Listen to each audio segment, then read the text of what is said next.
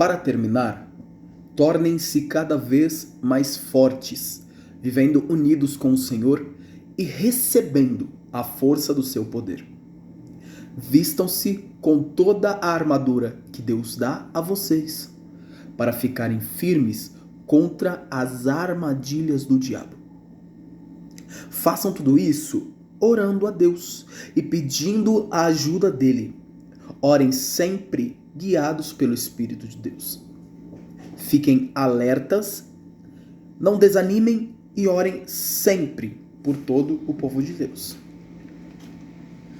Quanto ao mais, sede fortalecidos no Senhor e na força do seu poder. Revesti-vos de toda a armadura de Deus, para poderdes ficar firmes contra as ciladas do diabo. Com toda a oração e súplica, orando em todo o tempo no Espírito, e, para isto, vigiando com toda a perseverança e súplica por todos os santos. A leitura feita foi de Efésios, no seu capítulo 6, os versículos 10, 11 e 18, na Nova Tradução da Linguagem de Hoje e na João Ferreira de Almeida. Quando nós lemos isso aqui, nós temos um grande impacto de informações que nos deixam sempre em alerta quanto a algumas coisas da realidade da vida em Cristo. A primeira delas é a necessidade de se tornar cada vez mais forte. A segunda delas é receber a força do poder de Deus que está em Cristo. A terceira delas é se vestir com toda a armadura que Deus dá.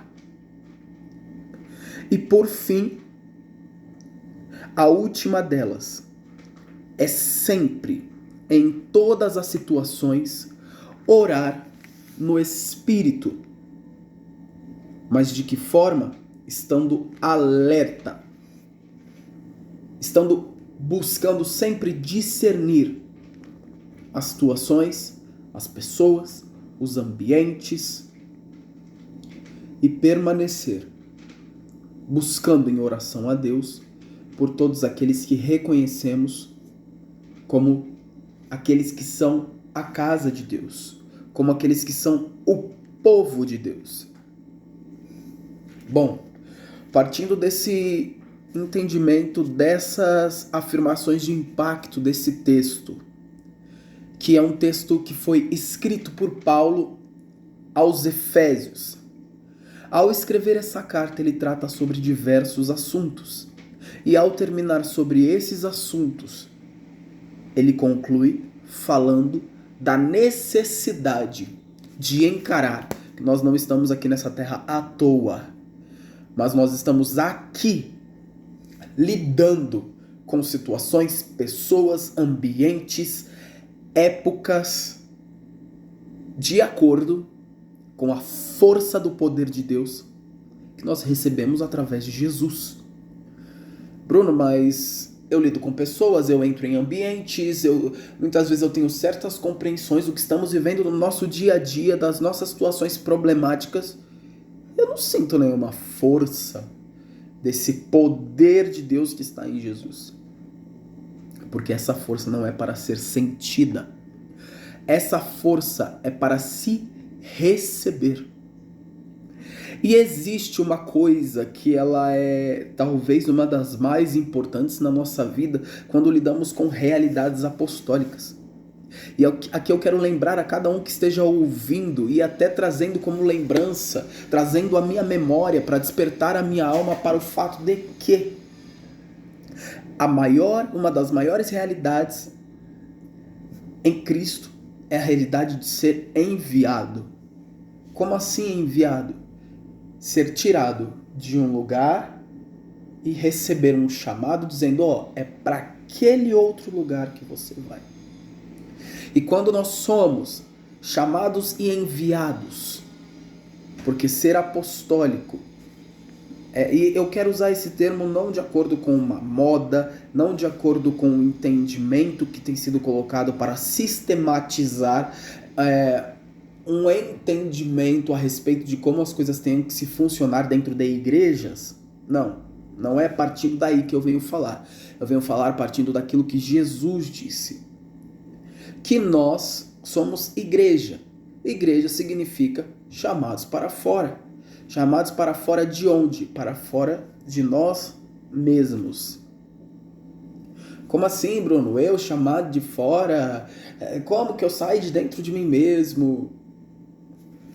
Partindo da compreensão de que não existe uma forma de viver que não seja guerreando contra tudo aquilo que quer nos impedir de prosseguir. Porque sair de dentro para fora nada mais é do que continuar, do que prosseguir. O mesmo apóstolo Paulo que falou estas palavras aos Efésios, se eu não me engano aos Filipenses, ele disse que ele prosseguia. E que é necessário haver uma constante de ida, de destinação, de não parar. Sabe onde eu quero chegar com tudo isso? Eu quero chegar no entendimento com você e trazendo a minha memória para despertar a minha alma para essa realidade, que as situações muitas vezes elas nos colocam em estado de paralisia. Nós vemos tudo que acontece no ambiente social, nós vemos tudo que acontece no ambiente do nosso lar, nós vemos tudo que acontece dentro de nós por meio de angústia, de perturbação e muitas vezes de incertezas, e nós paramos. Só que hoje eu venho trazer uma palavra a respeito dessa realidade apostólica. Que quando nós vamos ler esse mesmo texto de Efésios 6, nós encontramos uma citação de Paulo de algo que nada mais é do que, digamos que um GPS da nossa mente, um GPS para o nosso foco. E qual é essa declaração de Paulo? A nossa luta não é contra a carne ou sangue.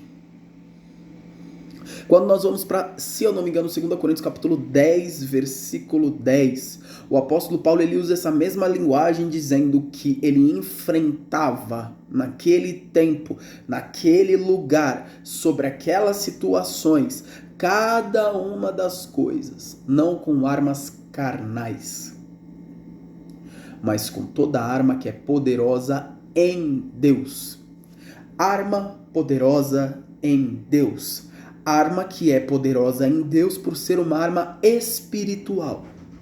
E aí quando nós voltamos de novo para Efésios capítulo 6, versículo 10, é isso que Paulo está repetindo aos Efésios. E é isso que eu venho repetir a você hoje. As tuas armas não são carnais, as tuas armas são espirituais. Mas eu não consigo entender o que acontece comigo, eu não consigo enxergar nenhum tipo de estratégia para eu encarar uma situação ou outra. Aí eu faço uma pergunta para você, eu não vou responder a esse teu questionamento, porque ele nada mais é do que um milindre infantil. Eu quero dizer para você a seguinte frase que eu quero que torne uma interrogação de você para você mesmo. Eu vou perguntar, mas coloque você, como se você estivesse de frente do teu espelho, eu vou falar, depois você repete como se você estivesse perguntando para você. Por que é que você tem tanto medo de guerra? Por que é que você tem tanto medo de dificuldade? E por que é que por causa desse medo você fica tão preso nessa angústia, paralisado? Se perguntou? Agora olha aqui para mim. Quando a gente não se reconhece em Deus, quando a gente não se vê, não se enxerga em Deus, nós podemos compreender quais são as situações do dia a dia, nós podemos compreender em quais ambientes nós estamos, nós podemos compreender quais são as coisas que mexem com a gente, nos desestruturam, nós podemos ter a pessoa que nos instrua, que seja a melhor coaching, que seja o melhor psicólogo, que seja o melhor professor. Quando nós não entendemos quem nós somos, não adianta nenhuma dessas ferramentas nos serem dadas, nós não saberemos o que fazer com elas. E na carta, melhor dizendo, aos Efésios, no começo dessa carta, o apóstolo Paulo, ele já sana essa questão, ele já sara na alma dos Efésios, no espírito do entendimento deles essa questão, dizendo para eles que eles são aqueles que foram chamados por Deus em Cristo para estarem numa identidade de igreja, que foi o que Jesus havia dito, que significa ser chamado de dentro para fora. E enquanto ele vai falando sobre isso, ele vai discorrendo a respeito de algumas questões, como a unidade entre aqueles que se reconhecem em Cristo. Eu vou bater sempre nessa tecla. Você pode ser alguém que se congregue numa igreja, que esteja numa igreja católica, evangélica, blá blá blá blá blá blá blá blá blá blá blá blá. Quando eu digo blá blá blá blá blá blá blá blá blá, é porque já ficou cansativo lidar com o fato de que nós vemos tantas pessoas dentro de tantos ambientes cristãos e essas pessoas simplesmente estão vivendo como se nada conhecessem a respeito de Deus. E por viverem como se nada conhecessem a respeito de Deus, elas não conhecem nada delas mesmas. Aí eu te faço uma pergunta. Quando você lida com pessoas e situações ao teu redor, você lida com elas de que forma? Você lida com aquela pessoa como se ela fosse menor do que você? Ou você lida com ela como se ela fosse igual a você? Ou você lida como diz o apóstolo Paulo aos Efésios e aos Gálatas, como se ela fosse maior do que você? Bruno, aonde você quer chegar? Eu quero chegar no seguinte sentido, no espírito do evangelho, que é o que Paulo está falando para os Efésios. Antes de tudo, para se reconhecer, você precisa entender que você não está aqui na terra para ser supervalorizado, para ser colocado num lugar onde o teu ego ele é o mais importante, onde a tua felicidade ela é a mais importante. Nada disso. Bruno, você não foi chamado por Deus para priorizar estas coisas. Está entendendo, Bruno? Agora eu me respondo, sim, estou entendendo. E quando eu começo a olhar para as outras pessoas, como as pessoas às quais eu preciso servir em amor. Como assim servir em amor, Bruno? A minha mãe, por exemplo, o meu pai, por exemplo, o meu marido, a minha esposa, o meu tio, a minha tia, o meu pastor. De repente não está no momento muito bom. O que eu faço? Será que eu vou simplesmente chegar nele e falar: ei, vem cá, Deus tem uma providência para a tua vida. A tua vida está diante de Deus? Você sabe o que está escrito? Você está orando? Vamos fazer uma campanha? Nada disso. O que nós precisamos é servir a essas pessoas em amor. E cada pessoa tem a sua fragilidade e vulnerabilidade. E é dessa forma que o nosso homem espiritual vai sendo forjado e levantado por Deus como homem espiritual. Por isso que no capítulo 2, a partir do versículo 11 de Efésios, o apóstolo Paulo ele deixa claro que é necessário o foco, a prioridade na unidade do corpo de Cristo. Bruno, o que é corpo de Cristo? Corpo de Cristo são todos aqueles que estão em Cristo. Corpo é matéria, certo? É o que nós vemos. Eu não vejo os seus sentimentos, eu vejo o seu corpo. Jesus ele morreu, ressuscitou, subiu e está à direita de Deus Pai. Só que aqui na terra, ele ainda precisa ser visto. E como que ele vai ser visto pelas pessoas? Através de uma matéria, de um corpo. E quem é esse corpo? Sou eu, é você, somos nós. Vão enxergar Cristo através de nós, quando nós estivermos servindo um ao outro em amor. Sabe, e aí quando Paulo ele fala sobre essa necessidade de unidade, ele entra em questões que na época eram questões dolorosas, questões onde tocava e doía. Sabe hoje em dia essa polarização de direita e esquerda? Vamos falar disso. Vamos entrar nessa questão. O apóstolo Paulo, ele entra nessa questão, só que vamos colocar que direita, né? Mas para você vai estar aqui. Direita são os judeus. Esquerda são os não judeus. Qual que é a realidade apostólica entre tudo isso? Paulo ele deixa muito claro, seja um lado ou seja de outro, não existe diferença nem de um e nem de outro para Deus em Cristo Jesus. Que é o que ele fala lá em Gálatas, não existe homem, não existe mulher, não existe raça, não existe diferenciação, todos são um em Cristo. Mas Bruno, o que isso vai mudar na situação da minha vida? O que isso vai mudar na situação da vida da pessoa que está próxima de mim? Quando eu sirvo alguém em amor, independente da diferença, eu estou mostrando Cristo para essa pessoa. E deixa eu te contar Segredinho. A mensagem a respeito de Jesus Cristo, ela sempre traz milagres. Bruno, você está falando que o segredo para eu viver uma grande solução na minha vida, a virada de Deus na minha vida, é servir em amor? É isso mesmo. Quando Paulo, em 1 Coríntios capítulo 12, versículo 12, ou é primeiro ou é segunda, ele fala que o resultado, o que mostra que a mensagem de Deus está sendo enviada de fato aos homens são sinais, prodígios e maravilhas. E qual que é a mensagem de Deus aos homens? Cristo. E como que Cristo vai ser visto se não através de mim, através de você? Essa é a realidade apostólica. Quando nós estamos encarando situações difíceis, quando nós estamos encarando muitas coisas ao nosso redor, nós estamos num ambiente espiritual atualmente nas nossas mentes, em que existe muita confusão. Se não houver o que diz ali a partir do versículo 12 do capítulo 6 de Efésios, a armadura de Deus e entre eles o capacete da salvação, nós entramos nessa confusão. Confusão ideológica, confusão de diversas naturezas. Então, muitas vezes, servir em amor nos proporciona receber uma sabedoria que as pessoas não têm.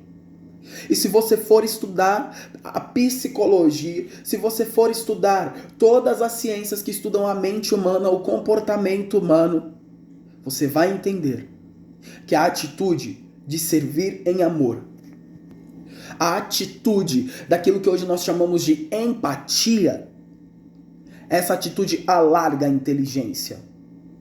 Faz com que a inteligência alcance níveis que antes ela não conseguia alcançar quando o homem vivia isolado em si mesmo.